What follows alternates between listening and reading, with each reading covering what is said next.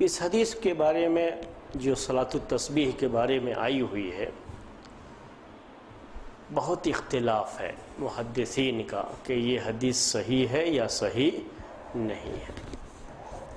ایک لمبی فہرست ہے ان لوگوں کی جو لوگ اس کو صحیح مانتے ہیں، اور ان کی بھی جو اس کو صحیح نہیں مانتے۔ چند نام میں ذکر کروں گا آپ کے سامنے جو اس کے بارے میں اس بات کے قائل ہے کہ یہ صحیح ہے یا حسن درجے کی ہے۔ امام مسلم رحمۃ اللہ علیہ، امام مسلم رحمۃ اللہ علیہ بڑا مشہور نام ہے حدیث کے تعلق سے، اس کو صحیح مانتے ہیں، یعنی کم سے کم حسن کہتے ہیں۔ اس سے اچھی جو ہے، اس سے بہتر جو ہے کوئی روایت نہیں۔ عبداللہ ابن عباس کی روایت کے بارے میں ان کا جو ہے قول آتا ہے۔ سب سے پہلے وہ جو ذکر کیا میں نے،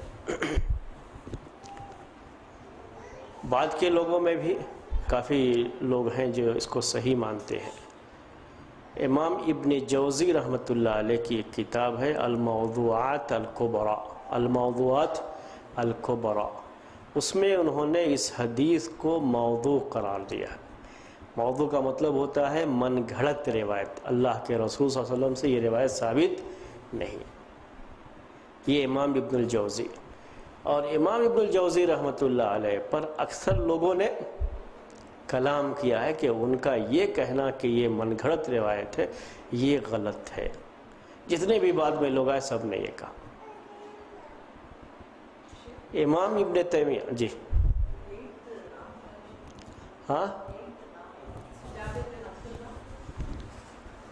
ابو کبشہ الانماری، اصل میں جو حدیث میں لفظ آتا ہے صرف انصاری، انصاری نے روایت کیا۔ اب انصاری یہ کون ہے، اس کے بارے میں ایک بہت بڑے محدث گزرے ہوئے ابو الحجاج المزی، انہوں نے یہ لکھا ہے کہ جابر بن عبداللہ ہے۔ حافظ ابن حجر رحمۃ اللہ علیہ، وہ بھی ایک بہت بڑے محدث گزرے ہوئے ہیں، انہوں نے کہا ہے کہ یہ ابو کبشہ الانماری ہے۔ تو انصاری کون ہے یہ، کیونکہ انصاری تو نسبت ہے، نام ان کا کون کیا ہے، اس کے بارے میں یہ دونوں چیزیں ہیں، اس لیے میں نے ذکر کر دیا اس کا۔ ابو کبشہ الانماری، تو امام ابن جوزی رحمۃ اللہ علیہ اس کو کیا مانتے ہیں، موضوع، من گھڑت روایت ہے، ثابت نہیں ہے۔ امام ابن تیمیہ رحمۃ اللہ علیہ نے بھی تقریباً اسی طرح کی بات کہی ہے، یعنی یہ ثابت نہیں ہے۔ فرق البتہ یہ ہے کہ امام ابن جوزی رحمۃ اللہ علیہ اس حدیث کی سند میں جو عبداللہ ابن عباس سے مروی ہے، اس حدیث کی سند میں ایک راوی ہیں موسیٰ بن عبدالعزیز۔ یہ بھی ذہن میں رہے آپ کے کہ ساری حدیثیں، ساری جو بھی یہ ہیں، یہ سب کی صحت کے بارے میں کلام نہیں ہوتا ہے، باتیں نہیں ہوتی ہیں۔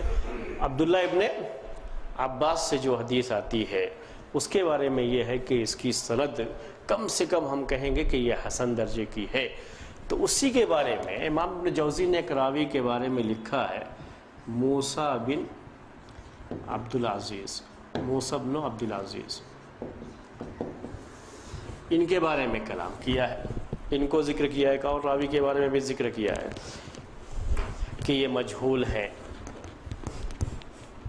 وہ موضوع جو قرار دیتے ہیں سند کے لحاظ سے، سند میں بعض کمزوری کو ذکر کرتے ہیں امام ابن الجوزی رحمۃ اللہ علیہ۔ بعد میں آنے والے لوگوں نے کہا کہ نہیں، موسیٰ بن عبدالعزیز یہ راوی اس درجے کے نہیں ہے کہ ہم ان کو کہیں کہ یہ حدیث، ان کی حدیث کیا ہے، یہ موضوع ہے، نہیں کہا جا سکتا۔ اسی لیے امام ابن جوزی کی بات لوگوں نے قبول نہیں کیا۔ اکثر حدیث کے جاننے والوں نے اس بات کو قبول نہیں کیا، یہاں تک کہ سب سے آخر میں آنے والے امام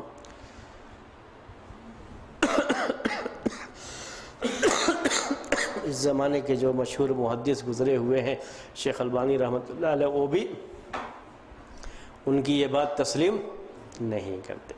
وہ بھی اس بات کے قائل کہ نہیں، کم سے کم درجہ اس کا ہونا چاہیے کہ یہ حسن ہو حدیث، اور ساری روایتیں ملا کر کے ہم یہ کہہ سکتے ہیں کہ یہ صحیح روایت ہے، ثابت روایت ہے۔ ہندوستان کے ایک بڑے مشہور عالم، اور یہ فقہ حنفی کے بڑے مشہور عالم ہیں، یعنی احناف کے بڑے مشہور عالم ہیں، یہ اور ان کو عبدالحی لکھنوی کہا جاتا ہے، عبدالحی لکھنوی کہا جاتا ہے۔ انہوں نے اپنی کتاب میں امام ابن جوزی کی یہ بات بھی، امام ابن تیمیہ رحمۃ اللہ علیہ کی بات بھی اور لوگوں کی باتیں نقل کی ہیں، اور آخر میں وہ یہی کہتے ہیں کہ یہ حدیث کم سے کم درجہ اس کا کیا ہے؟ حسن ہے۔ ویسے تو ساری روایتیں ملا کر کے یہ صحیح اور ثابت حدیث مانی جائے گی۔ اور شیخ البانی رحمۃ اللہ علیہ نے اپنی کتاب میں ان کی کتاب کا ہی حوالہ دیا ہے کہ اگر آپ اس حدیث کے بارے میں تفصیل دیکھنا چاہتے ہیں تو کن کی کتاب دیکھ لیجئے؟ عبدالحی لکھنوی کی کتاب دیکھ لیجئے۔ وہی کتاب اس وقت میرے سامنے اصل میں کھلی ہوئی ہے۔ کن کی کتاب ہے یہ؟ عبدالحی لکھنوی کی۔ ان کی کتاب کے بارے میں معلومات شیخ البانی رحمۃ اللہ علیہ کی کتاب سے ہی ہوئی کہ ان کی کتاب میں جو ہے آپ اس چیز کو دیکھ لیجئے تفصیل کے ساتھ، اس میں یہ تفصیل سے پائی جاتی ہے بات۔ جو یہ ساری باتیں کس کے تعلق سے ہے؟ حدیث صحیح ثابت ہے یا نہیں ہے؟ دونوں باتیں ہیں۔ دونوں باتیں کیا؟ امام ابن جوزی رحمۃ اللہ علیہ بالکل اس کو من گھڑت مانتے ہیں، امام ابن تیمیہ رحمۃ اللہ علیہ کی بات بھی تقریباً یہی ہے کہ یہ موضوع حدیثوں کی طرح سے ہے، یہ بالکل من گھڑت روایتوں کی طرح سے ہے، اور اس کے مقابلے میں بعض دوسرے محدثین اس کو صحیح مانتے ہیں، یا کم سے کم کہتے ہیں حسن درجے کی یہ حدیث ہے۔ یہ تھوڑی سی باتیں میں نے آپ کے سامنے اس کے بارے میں خلاصے کے طور پر پیش کی ہے۔ ہم یہ بھی دیکھتے ہیں کہ بعض بڑے مشہور محقق ہیں، ان کی باتیں بعض کتابوں میں کچھ اور ہیں اور بعض کتابوں میں کچھ اور ہیں۔ جیسے حافظ ابن حجر رحمۃ اللہ علیہ کا نام میں نے ابھی لیا آپ کے سامنے۔ حافظ ابن حجر رحمۃ اللہ علیہ اپنی ایک کتاب میں تو اس حدیث کو صحیح قرار دیتے ہیں، کہتے ہیں نہیں یہ حدیث صحیح ہے، اتنی ساری جو روایتیں ہیں اس قابل ہیں یہ روایتیں کہ ہم اس کو صحیح مانیں گے، اور اپنی دوسری کتاب میں اس کو ضعیف قرار دیتے ہیں۔ یعنی حافظ ابن حجر رحمۃ اللہ علیہ کا دونوں قول پایا جاتا ہے، صحیح ہونے کا بھی اور ضعیف ہونے کا بھی۔ یہی حال امام نووی رحمۃ اللہ علیہ کا بھی ہے۔ امام نووی نے اپنی کتاب جو صحیح مسلم کی شرح ہے اس میں تو وہ اس کو ضعیف لکھ دیتے ہیں، لیکن ان کی دوسری کتابوں میں انہوں نے اس کو ثابت مانا ہے کہ صلاۃ التسبیح یہ ثابت ہے۔ تو ہم دیکھ رہے ہیں کہ بعض محدثین، بعض جو ائمہ، بعض محققین، ان کا قول اس کے بارے میں مختلف ہے۔ کبھی وہ صحیح کہہ دیا انہوں نے بعض کتابوں میں، اور بعض کتابوں میں اس کو ضعیف لکھتے ہیں۔ امام شوکانی رحمۃ اللہ علیہ، ان کا معاملہ بھی، امام شوکانی رحمۃ اللہ علیہ نے بھی اس کے تعلق سے یہ کہ جن لوگوں نے بھی اس حدیث پر کلام کیا ہے، امام ابن جوزی رحمۃ اللہ علیہ کو چھوڑ کر کے، کیونکہ وہ تو سند کے اوپر کلام کرتے ہیں کہ فلاں راوی ان کے بارے میں کلام ہے، حالانکہ ان کی بات صحیح نہیں ہے۔ ان راویوں کے بارے میں صحیح بات یہی ہے کہ ان کی حدیثیں حسن درجے سے کم کی نہیں ہوتی ہیں، لیکن ایک ایسی تعداد بھی ہے جو اس حدیث کو اس نماز کی کیفیت کے لحاظ سے ضعیف مانتی ہے۔ یعنی صلاۃ التسبیح کی جو کیفیت ہے جس کا ذکر ابھی میں نے آپ کو کیا، یہ کیفیت، یہ صفت کیسی ہے؟ بالکل موضوع اور من گھڑت روایتوں کی طرح سے۔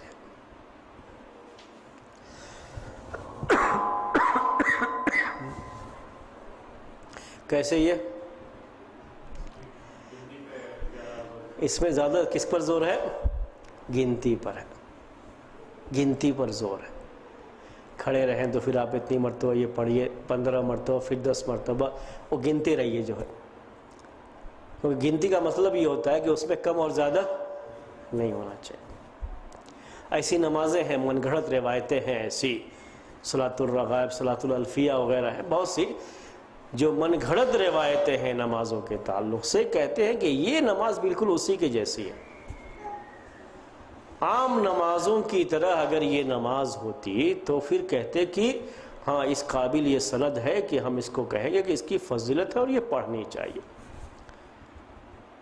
جیسے ابھی پچھلے ہفتے شاید آپ یا اس سے پہلے آپ کے سامنے بات آئی تھی صلاۃ الضحیٰ کے بارے میں، چاشت کی نماز، اس کی فضیلت ہے، لیکن نماز کی صفت اور کیفیت عام نمازوں ہی کی طرح سے، نماز کے اندر کوئی فرق نہیں ہے، اور اس میں نماز کی کیفیت میں فرق آ رہا ہے، نماز کی صفت میں فرق آ رہا ہے۔ اور اسی پہلو کو سامنے رکھ کر کے جو لوگ بھی یہ بات سوچتے ہیں کہ یہ من گھڑت ہے یا موضوع ہے یا ثابت نہیں ہے، اس کو نہیں پڑھنا چاہیے، ان کے یہاں کہیں نہ کہیں یہ چیز ذہن میں رہی ہے کہ نماز کی جو کیفیت ہے، جو صفت ہے، وہ صفت موضوع روایتوں سے ملتی جلتی ہے، من گھڑت نمازوں سے ملتی جلتی ہے، اسی لیے اس کو ثابت نہیں مانا جا سکتا۔ وہ صفت کیسی ہے؟ آپ کے سامنے بات آئی کہ جب کھڑے ہیں تو قیام کی حالت میں 15 مرتبہ پڑھیں گے، اللہ اکبر، سبحان اللہ، لا الہ الا اللہ، اللہ الحمدللہ، یہ 4 جو ہے ترتیب بھی بدل جاتی ہے، یہ بھی بڑا مشکل مسئلہ ہوگا کہ جو ہے اس کی ترتیب کو بھی ذہن میں رکھیں جب پڑھتے رہیں گے۔ تو جو نماز میں بڑی اہمیت ہے خشوع اور خضوع کی، یعنی جب آدمی نماز کے لیے کھڑا ہے تو پورا دھیان اس کا کس کی طرف ہونا چاہیے؟ اللہ تعالیٰ کی طرف۔ یہ چیز نماز میں اتنی اہمیت رکھتی ہے کہ اللہ کے رسول صلی اللہ علیہ وسلم نے اگر کسی کو ضرورت ہے کوئی اور اس کو ڈر ہے کہ نماز میں اس کا خشوع خضوع باقی نہیں رہے گا، تو یہ کہا کہ پہلے آپ اپنی ضرورت سے فارغ ہو جائیے، بعد میں نماز پڑھیے۔ جماعت چھوٹ جائے کوئی مسئلہ نہیں، جیسے اگر کسی کو بیت الخلاء کی ضرورت ہے تو اس کو پہلے جانا چاہیے بیت الخلاء، بعد میں آ کے جماعت میں شریک۔ اگر پوری جماعت چلی جاتی ہے تب بھی جماعت چھوڑنے کا اس کو گناہ نہیں ہوگا۔ کھانا حاضر ہے اور اس کو ڈر ہے کہ اگر میں نماز کے لیے چلا گیا تو دل جو ہے کھانے کی طرف رہے گا اور خشوع خضوع باقی نہیں رہے گا، تو اس میں بھی یہ ہے کہ پہلے کھانا کھا لو، اس کے بعد نماز پڑھو۔ خشوع خضوع کو باقی رکھنا ہے۔ اب اگر یہ گنتے رہیں گے نماز کی حالت میں تو وہ چیز باقی نہیں رہے گی، وہ خشوع خضوع ضرور متاثر ہوگا۔ تو میں بھی جب بھی اس حدیثوں کے بارے میں اس کی سندیں بھی پڑھیں اور جو ہے اس نماز کی کیفیت کو بھی دیکھا، میں اب اپنی رائے پیش کر رہا ہوں آپ کے سامنے، دونوں دیکھا میں نے، تو اس کے بعد سند کے لحاظ سے آپ یہ کہہ سکتے ہیں کہ محدثین کا جو اصول ہے اس کے لحاظ سے حدیث کو صحیح، ضعیف اور حسن کہنے کا، اس کے لحاظ سے حدیث بہرحال یہ من گھڑت تو نہیں معلوم ہوتی، کیونکہ سند اس قابل ہے کہ کم سے کم ہم یہ کہیں کہ یہ حدیث حسن ہے جب اس کی تحقیق پہ جاتے ہیں تو۔ لیکن جب ہم اس کے متن کو دیکھتے ہیں، متن کہتے ہیں جو الفاظ آ رہے ہیں اس میں، سند جو ایک راوی کہتا ہے کہ مجھ سے حدیث بیان کی فلاں نے، انہوں نے کہا مجھ سے بیان کی فلاں نے، یہ جو پورا ذکر کیا جاتا ہے اس کو سند کہتے ہیں۔ لیکن ہم جب متن یعنی نماز کی کیفیت کو دیکھتے ہیں تو اس وقت دل بالکل بدل جاتا ہے، دماغ بدل جاتا ہے کہ نہیں، یہ نماز کی کیفیت تو بالکل کیسے معلوم ہو رہی ہے؟ من گھڑت نمازوں کی طرح سے معلوم۔ اور میں سمجھتا ہوں کہ شیخ الاسلام ابن تیمیہ رحمۃ اللہ علیہ نے اگر اس میں کہا ہے کہ یہ بالکل موضوع روایتوں کی طرح سے ہے تو انہوں نے متن کو ہی اس کی کیفیت کو دیکھ کر کے ہی کہا، یہ اس طرح سے لگتی ہے۔ ورنہ سند کے بارے میں جو بھی جانتے ہیں اصول حدیث وہ سب یہی کہیں گے کہ سند کے لحاظ سے حدیث کسی بھی طرح سے موضوع چھوڑیے ضعیف بھی نہیں لگتی ہے، کم سے کم یہ کہا جائے گا کہ یہ حدیث حسن ہے۔ یہ ایک چیز جو مجھے سمجھ میں آئی وہ یہ کہ متن کے لحاظ سے ہی اس حدیث پر کلام کیا جا سکتا ہے، نماز کی کیفیت کے لحاظ سے اس پر کلام کیا جا سکتا ہے، سند کے لحاظ سے اس پر کلام نہیں کیا جا سکتا۔ اگر کوئی یہ کہتا ہے کہ حدیث کا متن ایسا ہے، اس میں نماز کی کیفیت کا جو انداز ہے، جو اس کی صفت بیان کی گئی ہے، بالکل موضوع من گھڑت حدیثوں کی طرح سے ہے، یہ نمازوں کی طرح سے ہے، تو یہ بات میں سمجھتا ہوں قابل اعتبار ہے، اس کو لیا جا سکتا ہے۔ اور متن کے لحاظ سے اس حدیث کو ہم یہ کہہ سکتے ہیں کہ اس حدیث پر عمل نہ کرنا عمل کرنے کے مقابلے میں بہتر ہے۔ لیکن یہ ساری باتیں کس کے لحاظ سے؟ متن کے لحاظ سے. اور اسی لیے میں دیکھتا ہوں کہ بعض لوگ جیسے حافظ ابن حجر رحمۃ اللہ علیہ اپنی بعض کتابوں میں اس کو حسن صحیح قرار دے گئے اور بعض کتابوں میں اس کو صحیح نہیں مانتے. امام نووی رحمۃ اللہ علیہ سے بھی یہ چیز ہوئی ہے. بعض ائمہ سے یہ مسئلہ ہوا ہے. یہ سارا مسئلہ کیوں آتا ہے کہ جب انہوں نے متن کے بارے میں زیادہ سوچا ضعیف قرار دے دیا.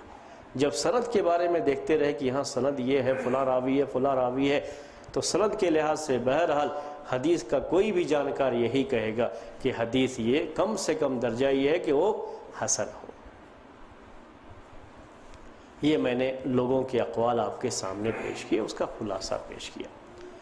اس کے بعد ایک چیز اور بھی مجھے ذرا کھٹکتی ہے اس نماز کے تعلق سے، وہ میں آپ کے سامنے پیش کر رہا ہوں کہ اتنی فضیلت والی یہ حدیث، اتنی فضیلت والی یہ حدیث، لیکن کسی بھی صحابی سے یہ بات نہیں آتی کہ انہوں نے اس نماز کا اہتمام کیا. کسی بھی صحابی سے ذکر نہ آنا یہ چیز ذرا کس میں ڈال دیتی ہے؟ شبہ میں ڈال دیتی ہے. تعجب ہوگا کہ کسی بھی صحابی سے اس کا ذکر نہیں ہوتا. سب سے زیادہ جہاں سے اس کا ذکر شروع ہوا ہے وہ کون ہے؟ عبداللہ ابن مبارک. ان سے پہلے بھی ایک تابعی کا ذکر کرتے ہیں حافظ ابن حجر رحمۃ اللہ علیہ، میں اس کے بارے میں زیادہ آپ کے سامنے، لیکن زیادہ جو مشہور یہ چیز ہوئی وہ عبداللہ ابن مبارک کے تعلق سے. لیکن تعجب یہ ہو رہا ہے کہ اتنی فضیلت، اس کی بڑی فضیلت بیان کی گئی ہے. کتنی فضیلت ہے؟ آپ کو تھوڑی سی اس کی فضیلت پڑھ کے سنا دیتا ہوں. حدیث میں جو آیا ہوا ہے، یعنی جو ذکر آیا ہوا ہے حدیث میں،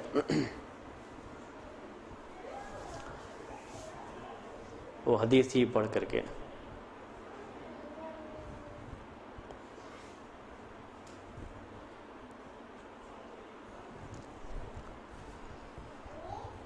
بڑی جو فضیلت کے ساتھ اللہ کے رسول صلی اللہ علیہ وسلم یہ بات بیان کرتے ہیں عباس ابن عبد المطلب سے، کیونکہ جن لوگوں سے یہ حدیث آئی ہوئی ہے ان میں سے ایک عبداللہ ابن عباس بھی ہیں اور ان کے والد عباس بن عبد المطلب بھی ہیں، وہ بھی ذکر کیا ہے میں نے. یہ ہے عباس. تو اس میں روایت میں یہ ہے کہ عباس بن عبد المطلب جو اللہ کے رسول صلی اللہ علیہ وسلم کے چچا ہیں، ان سے کہتے ہیں اللہ کے رسول صلی اللہ علیہ وسلم کہ میں تم کو ایک اہم چیز ہبہ کرنا چاہتا ہوں. میں کیوں نہ تمہیں ایک اہم چیز گفٹ کروں، میں کیوں نہ تم کو ایک اہم چیز دے دوں. کئی الفاظ جو ہے، کئی سینٹنس میں یہی بات بیان کی گئی ہے، بڑے اس کے ساتھ جو ہے. تو وہ کہتے ہیں کہ میں نے یہ سمجھا کہ شاید آپ دنیا کی کوئی چیز دیں گے، مجھے گفٹ کریں گے. پہلے ذہن میں ان کے یہی آیا، لیکن پھر کہتے ہیں اللہ کے رسول صلی اللہ علیہ وسلم کہ 4 رکعت آپ نماز پڑھو. پھر اس کی پوری کیفیت بیان کرتے ہیں کیسے کیسے پڑھنا ہے. اس کے بعد آخر میں یہ بات کہتے ہیں کہ اگر ہو سکے تو روز جو ہے آپ یہ نماز پڑھو. اگر روز نہیں پڑھ سکتے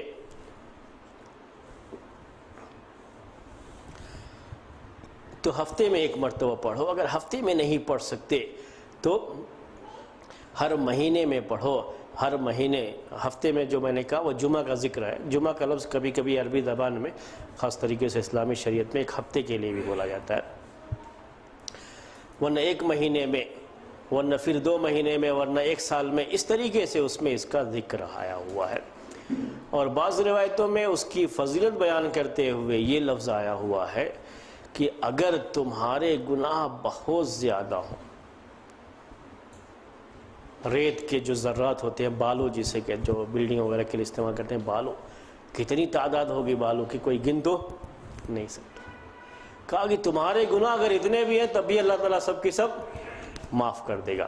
بعض روایتوں میں فضیلت بیان کرتے ہوئے اس طریقے سے ذکر کیا گیا. بعض روایتوں میں فضیلت کے اور بھی الفاظ ہیں، میں سارے جو ہے الفاظ آپ کے سامنے نہیں پیش کیا ہوں، لیکن یہ فضیلت، اتنی فضیلت جس نماز کے بارے میں کی گئی ہو انسان کے گناہوں کی معافی کے تعلق سے، اور کسی بھی صحابی سے یہ ذکر نہ ملتا ہو کہ انہوں نے یہ نماز پڑھی ہے. تو یہ ذرا سا یہ بھی تھوڑا شبہ دل میں پیدا کر دیتا ہے کہ کیا یہ نماز ثابت ہے یا نماز ثابت نہیں، یہ فضائل ثابت ہیں یا ثابت نہیں ہے۔ تو پہلا جو شبہ آتا ہے وہ کس کے تعلق سے؟ کیفیت جو نماز کی بیان کی گئی ہے اس کے تعلق سے۔ دوسری ہے کہ اتنی بڑی فضیلت اس نماز کی، اور پھر نہ اللہ کے رسول صلی اللہ علیہ وسلم سے اس کا ذکر ملتا ہے کہ آپ نے پڑھی ہو یہ نماز، اور نہ آپ کے صحابہ سے، کسی بھی صحابی سے یہ ذکر نہیں ملتا کہ ان میں سے کوئی اس نماز کی پابندی کرتا رہا ہو یا زندگی میں ایک ہی مرتبہ صحیح انہوں نے پڑھا ہو، کہیں اس کا ذکر نہیں ملتا۔ پھر اس کے بعد تیسرے نمبر پر میں نے وہ بھی ذکر کیا آپ کے سامنے کہ جو مشہور فقہی کتابیں ہیں عام طریقے سے ان میں بھی اس کا ذکر نہیں ملتا، اس نماز کا ذکر نہیں ملتا۔ فقہ حنفی کتابوں میں تو ہے ہی نہیں، وہ بات آپ کے سامنے آئی۔ یہ ابھی جو جن کا بڑے جو ہے ہندوستان کے بڑے عالم شیخ عبدالحی لکھنوی ان کا ذکر آیا، انہوں نے اپنی کتاب میں اس کا ذکر فرمایا، اور اس کے بعد سے احناف کے یہاں اس پر عمل بھی پایا جاتا ہے، میں اس کا انکار نہیں کرتا، بہت سارے احناف اس پر عمل کرتے ہیں، بہت سارے لوگ یہ نماز پڑھتے ہیں۔ صوفیہ کے یہاں خاص طریقے سے اس کا ذکر ملتا ہے، اس نماز کے اہتمام کا، بہت سارے شوافے بھی پڑھتے ہیں۔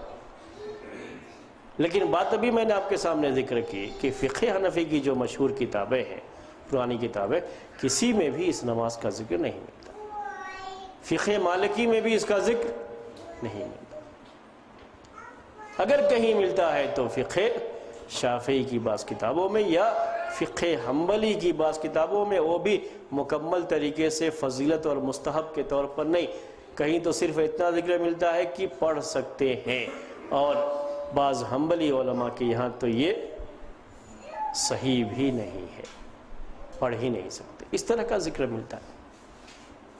یہ چیزیں ملتی ہیں، یہ چیزیں ہمارے سامنے۔